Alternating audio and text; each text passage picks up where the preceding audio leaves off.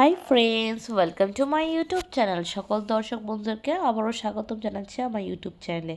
আর যারা নতুন বন্ধু তাদেরকে আমন্ত্রণ জানাচ্ছি চ্যানেলটি সাবস্ক্রাইব করে পাশে থাকার জন্য। Here I am requesting to my all of new viewers and friends whose are just now connected through this YouTube or cooking video. Please subscribe my YouTube channel and stay connected. And if you guys are enjoy my cooking video of any of part, so please do like and share with your near and dear ones. তো বন্ধুরা, আজকের রেসিপিটি যদি কোনো অংশ আপনাদের ভালো লেগে থাকে সেই ক্ষেত্রে বিনীত অনুরোধ জানাচ্ছি ভিডিওটি লাইক এবং শেয়ার করে বরাবরের মতো পাশে থাকার জন্য। আর বন্ধুরা, আজকের রেসিপিটি বরাবরের মতো একটি ভিন্ন ধরনের একটি ভিন্ন রকমের একটি রেসিপি নিয়ে আসলাম, যেটা কিনা আমাদের বাঙালিদের অনেক অনেক পছন্দের একটি রেসিপি। সেটা হচ্ছিল এঁচোড়ের রেসিপি।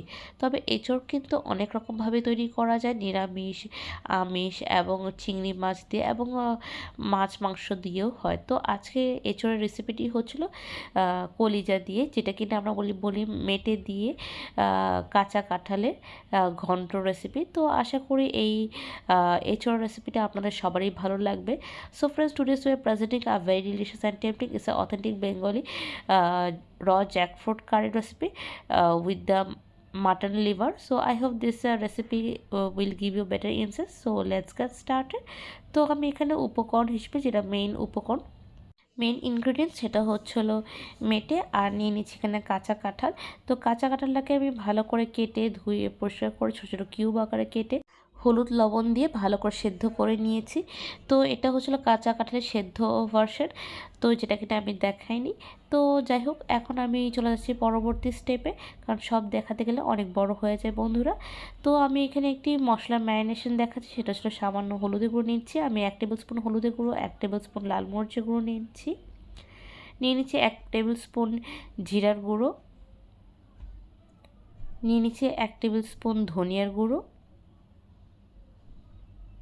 এখন আমি বাটা মশলাতে আমি দিয়ে দিচ্ছি 2 টেবিল স্পুন আদা বাটা, আর দিয়ে দিচ্ছি 2 টেবিল স্পুন রসুন বাটা।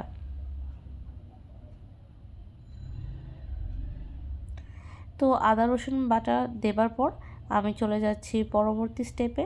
তো এখানে আমি দিয়ে দিচ্ছি সামান্য নুন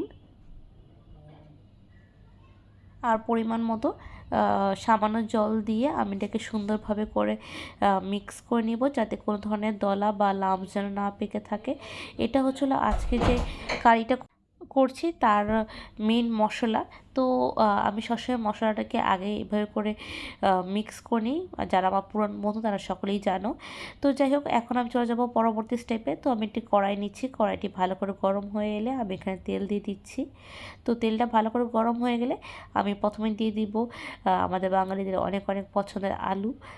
আলু ছাড়া সব কিছুই কেমন যেন অচল অচল লাগে, তাই আলু দিয়ে সামান্য নুন এবং হলুদ দিয়ে ভালো করে ভাজা ভাজা করে নিচ্ছি।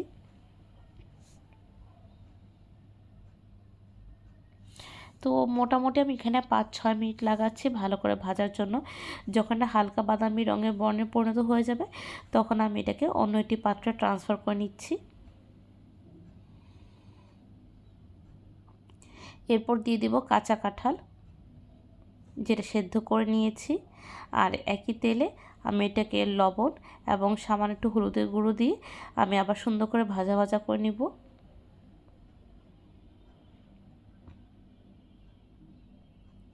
তো এভাবে করে আমি 6 থেকে 7 মিনিট ভালো করে ভাজা করে নিব। তো ভাজা হওয়ার পর দেন আমি চলে যাব পরবর্তী স্টেপে। আমি এখানে বড় একটি সসপ্যান নিচ্ছি, কারণ যেহেতু বলেছি বন্ধুরা আজকে হচ্ছিল মেটে দিয়ে কাঁচা কাঁঠালের রেসিপি। তো দুটো মিক্স করতে একটু বড় একটি পাত্র লাগবে। তো আমি প্রথমে এখানে নিয়ে নিচ্ছি ফোড়ন হিসেবে গোটা মশলা, দিয়ে দিচ্ছি এখানে জিরে, এলাচ, দারচিনি, লবঙ্গ, গোলমরিচ এবং তেজপাতা। এগুলো দিয়ে আমি এটাকে 10 থেকে 15 সেকেন্ডের মতো ভাজা ভাজা করব। এরপর আমি 2 রকমভাবে পেঁয়াজ কেটে নিয়েছি, একটা হচ্ছে চিকন ফালি ফালি করে, আরটা করেছি কিউব কিউব আকারে। তো 2 রকম করে আমি এখানে পেঁয়াজ কেটে নিয়েছি এবং সেটা আমি একসাথে আমি দিয়ে দিচ্ছি। এরপর যখন সুন্দর করে বাদামি বর্ণের করে হালকা হালকা ভাজা ভাজা হয়ে যাবে তখন এর মধ্যে আমি দিয়ে দিব মেটে। তো এখানে মেটেটাও কিন্তু ভালো করে ধুয়ে পরিষ্কার করে টুকরো টুকরো করে নিয়েছি। এখন এখানে লবণ দিয়ে দিব পরিমাণ মতো এবং 6 থেকে 7 মিনিটের জন্য ভালো করে ভাজা করে নিব। তো 6 থেকে 7 মিনিট পর আমি এখানে ভাজা মেটের মধ্যে আমি দিয়ে দিয়েছি সেই মশলাটা, যে মশলাটা প্রথমে আমি মিশ্রণটি দেখিয়েছিলাম। এখন মশলাটির সাথে আমি মেটেটা ভালো করে আমি ভুনা করে নিব বা ভালো করে কষিয়ে নিব। আর এইভাবে কষানোর মাঝখানে আমি দিয়ে দিব সেই মশলা রয়ে যাওয়া, মশলাতে সামান্য জল দিয়ে মিলিয়ে আমি এখানে দিয়ে দিচ্ছি। তো এভাবে আরও 5-6 মিনিট কুক করার মধ্যে আমি দিচ্ছি সেই প্রথমে শুরুতে ভেজে রাখা আলুগুলো। এভাবে করে আরও 6 থেকে 7 মিনিট ভালো করে ভুনা করে আমি এটা ঢাকনা দিয়ে দিচ্ছি। তো বন্ধুরা এইভাবে 7 থেকে 8 মিনিট আমি এটাকে ঢাকনা দিয়ে দিব। আর ঢাকনাটা নামিয়ে দেখতে পাচ্ছি অনেকখানি কুক হয়ে গিয়েছে। তারপর এটাকে আমি একটু এলোমেলো করে দিলাম, ফ্লিপ করে দিলাম, দিয়ে আরও 5 থেকে 6 মিনিট কুক করলাম এবং তারপর আমি দিয়ে দিচ্ছি ভেজে রাখা সেই এঁচড় বা কাঁচা কাঁঠাল দিয়ে আমি একসাথে মিলিয়ে দিচ্ছি।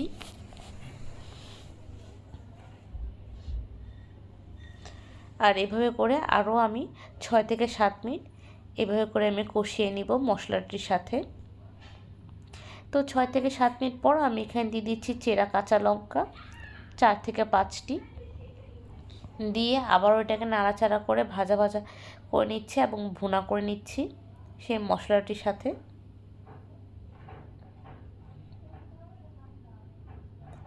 তো এভাবে আমি খোলা চালে 6 থেকে 7 মিনিট কুক করব।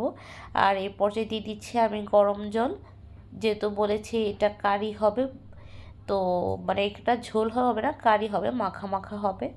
তো এখানে আমি একটু সামান্য জল দিয়ে দিয়েছি, হাফ কাপের মতো বা তার থেকে একটুখানি বেশি দিয়ে এটাকে আমি আরও 6 থেকে 7 মিনিটের মতো কুক করে নিচ্ছি।